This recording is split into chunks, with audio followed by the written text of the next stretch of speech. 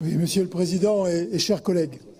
Bon, je sais que Laurence Roued se méfie des pluies de pétales de rose, mais quand même on peut lui tresser des hommages par la qualité de son travail et la rigueur qu'elle a menée pour reprendre le flambeau que notre ami Gérard lui a transmis bien involontairement.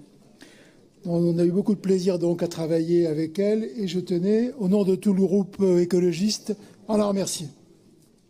Bien, en plus, ce SRADET, il parle beaucoup d'écologie.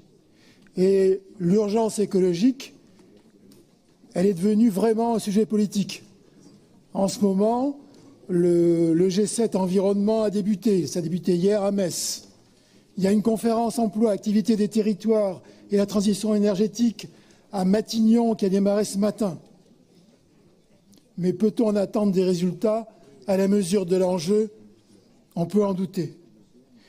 Il y a aussi quelques minutes le dernier rapport de l'IPBES, la plateforme intergouvernementale scientifique et politique sur la biodiversité et sur les services écosystémiques, a été publié. Cette agence regroupe 180 États membres. Et elle sonne l'alarme sur l'état de la biodiversité et sa nécessaire préservation.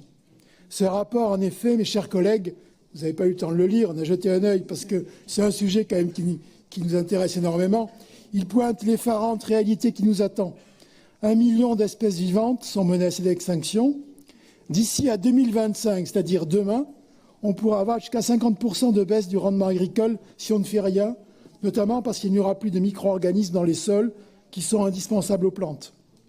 Les changements d'usage des terres, l'exploitation directe de certains organismes, le changement climatique, la pollution et les espèces exotiques envahissantes en sont responsables. Un changement des modèles agricoles et d'urbanisation est devenu indispensable. Disons même le mot, un changement de société. En serons-nous capables collectivement? Ce SRADET commence-t-il à y répondre? Mais je vais même parler de Nouvelle-Aquitaine. Encore aujourd'hui même, la LPO, la Ligue de protection des oiseaux, et Charles Nature Environnement communiquent que dans l'ex-région Poitou-Charentes, 44% des oiseaux nicheurs sont menacés d'extinction. Près d'1 sur 2 parmi les 170 espèces étudiées. Et le constat est sans appel. Même les espèces les plus connues et emblématiques que vous voyez chaque matin, comme l'alouette des champs, subissent désormais un déclin marqué, ce qui a un sens dans l'ornithologie. L'artificialisation des sols, la disparition des zones humides, l'intensification des pratiques agricoles et le recours aux produits phytosanitaires sont à l'origine de cette hécatombe. Toutes ces priorités sont au cœur du SRADET. Si l'usage du territoire et son aménagement sont au cœur du SRADET, la chute de la biodiversité est devenue le baromètre de cette inéluctable dégradation.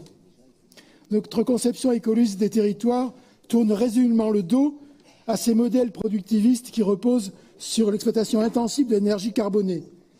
Nous avons derrière nous des décennies de métropolisation, de construction de zones commerciales en périphérie, de déménagement de campagne et de construction de milliers de kilomètres de routes. Et ce n'est pas fini si je vois les amendements déposés par certains groupes.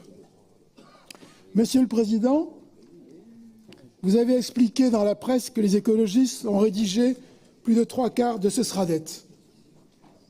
Un peu comme une mère inquiète qui voulait rassurer son partenaire sur la paternité de cet enfant. Mais nous le reconnaissons quand même, ne vous faites pas de soucis. Eh bien, je vais vous dire une chose, Monsieur le Président, mes chers collègues. Quand bien même, si le président de cette Assemblée était issu de notre groupe, il ne serait pas de toute façon pleinement satisfait de ce document.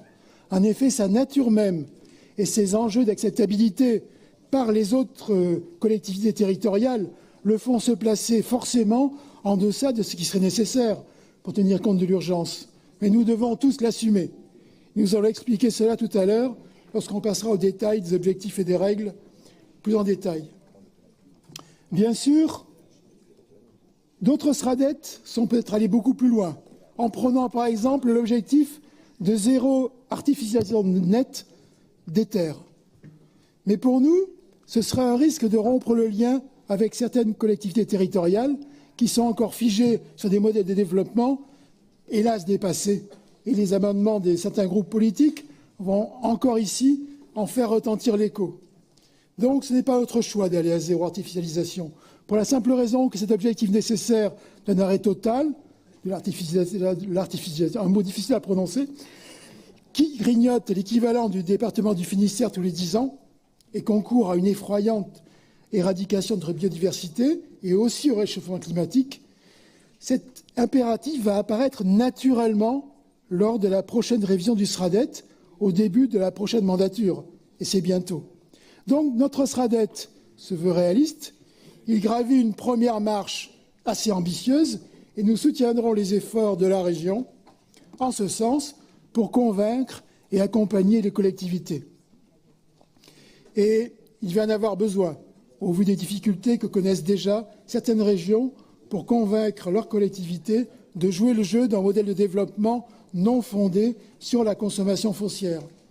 Ce schéma est donc pour nous qu'une première étape. Nous savons que la nécessité aveuglante de précipiter la transition va s'imposer à tous et on en reparlera, mais il paraîtra même un peu timoré dans quelques années. Nous avons donc contribué avec l'aide précieuse et l'intelligence toujours pragmatique de Laurent Serwed à démêler en fait le possible du souhaitable.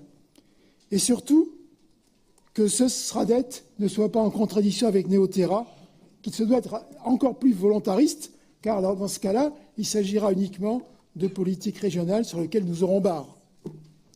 Mes chers collègues, dans ce SRADET, on parle beaucoup d'écologie de transition. Et donc vous imaginez que les écologistes qui ont beaucoup participé en sont très satisfaits. Et surtout, on y voit réaffirmer certains principes qui sont fondamentaux, qui sont à la mesure de l'urgence. Je pourrais citer les priorités sur l'usage de l'eau, qui est destiné tout d'abord à être utilisé dans ses usages potables, ensuite pour préserver les espaces naturels, et seulement en dernier ressort pour les usages industriels et agricoles. Et ces usages doivent eux-mêmes s'adapter aux pénuries à venir, et non pas l'inverse. On pourrait aussi citer le crantage des priorités sur la trilogie de la biodiversité, éviter, ensuite seulement réduire et ensuite seulement compenser. C'est la loi de la biodiversité de 2016 et qui est rappelée à tous. Ou encore la priorité des installations photovoltaïques sur des terres déjà artificialisées. Nous avons largement assez de terres artificialisées en Nouvelle-Aquitaine, comme les études l'ont montré, comme notre vice-présidente Françoise Coutan pourra le confirmer, sans avoir recours à des terres agricoles. Bien, donc nous sommes satisfaits, vous l'avez compris. Bien évidemment, nous soutenons tout ce qui va dans le sens d'une politique territoriale qui part de l'exigence d'égalité et de résilience des territoires. Nous saluons surtout la priorité plusieurs fois affirmée dans ce document à la sobriété et à l'évitement des consommations qui doivent être au cœur de tout projet de transition écologique, puisque la réponse n'est pas que technologique, la réponse est bien un changement de société et qui devient urgent. Donc, nous allons détailler avec nos collègues, comme vous le ferez vous-même, dans nos futures interventions, les volets du SRADET. On parlera de la mobilité, on parlera du paquet de transition écologique. Mes chers collègues, vous remarquerez, vous l'avez vu sur vos tablettes, que nous avons déposé des amendements qui montrent bien des lignes directrices de notre projet écologique sur l'aménagement du territoire. Et effectivement, nous ne nous retrouvons pas dans certains items très symboliques que nous trouvons, comme par exemple le projet GPSO ou le développement des plateformes aéroportuaires, qui, selon nous, correspondent à une vision des territoires fondée sur la métropolisation et le chimérique ruissellement des grandes infrastructures sur les territoires, en plus d'être très irresponsables sur le plan climatique, puisque je vous rappelle quand même que les compagnies low cost comme Ryanair sont entrées brillamment depuis le mois dernier dans les 10 premiers pollueurs européens. Et ce n'est pas fini, on pense que toutes les compagnies aériennes vont progressivement y rentrer dans les années qui viennent. Mes chers collègues, le danger le plus imminent est à nos portes. Puisqu'il y a beaucoup de citations, je dirais Hannibal ante portas. Alors que nous débattons chaque minute, à chaque minute qui compte, nous ne pouvons plus attendre. Il est crucial que cette urgence devienne notre principale, notre perpétuelle préoccupation. Nous sommes convaincus que ce SRADDET en est le premier acte. Il arrive au moment qu'il faut. Mais nous participerons aussi avec détermination et enthousiasme à Néo-Terra de juin, qui devra aller encore plus loin dans cette volonté de la transition écologique qui est devenue une nécessité tellement vitale que c'est plus la peine de la rappeler. Mes chers collègues, Monsieur le Président, je vous remercie.